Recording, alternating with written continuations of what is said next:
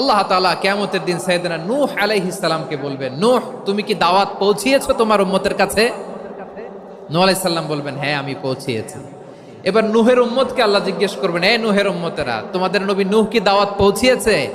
নূহের উম্মত বলবে, না আল্লাহ, আমাদের কাছে কোনো সতর্ককারী আসে নাই, কোনো নবী টবি আসে নাই, কোনো দাওয়াতও আমরা পাই নাই, আপনারাও চিনি নাই, জান্নাতও চিনি নাই, জাহান্নামও চিনি নাই। নূহ আলাইহিস সালাম বিপদে পড়ে যাবেন।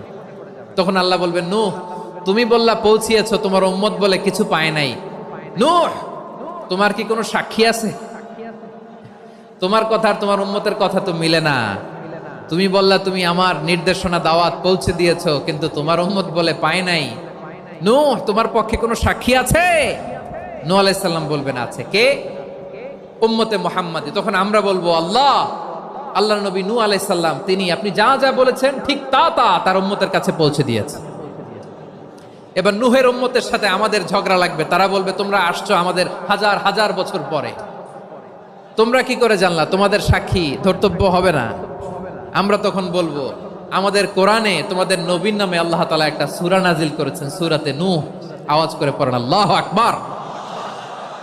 আমরা বলবো, আমাদের কোরআনে তোমাদের নবীর কথা আল্লাহ আমাদেরকে জানিয়েছেন, দিন রাত এক করে তোমাদের কাছে তিনি দাওয়াত পৌঁছেছেন। তোমরা কানের মধ্যে হাত দিয়ে রাখতা, চেহারাটা কাপড় দিয়ে ঢেকে রাখতা, আল্লাহর নবী নূহকে পিটিয়ে ছালা দিয়ে পেঁচিয়ে তোমরা পাহাড়ে তুলে রেখে আসতা। সব আমরা জানি। আমরা যখন বলবো এই কথা, নূহের উম্মত চুপসে যাবে। তখন আমরা সত্য বলেছি কিনা এটা আল্লাহ তাআলা জানতে চাইবে বিশ্বনবীর কাছে। তখন বিশ্বনবী আমাদের পক্ষে সাক্ষী দিবেন। আওয়াজ করে বলেন আল্লাহু আকবার। এজন্য আল্লাহ বলেন, নবী আপনি হচ্ছেন সাক্ষ্যদাতা, সব নবীদের উপর আপনি হবেন সাক্ষী, আবার আপনার উম্মতের সাক্ষীর উপর আপনি হবেন সাক্ষী। তার মানে নবী গো, কিয়ামতের কঠিন ময়দানে আপনি হবেন রাজ সাক্ষী।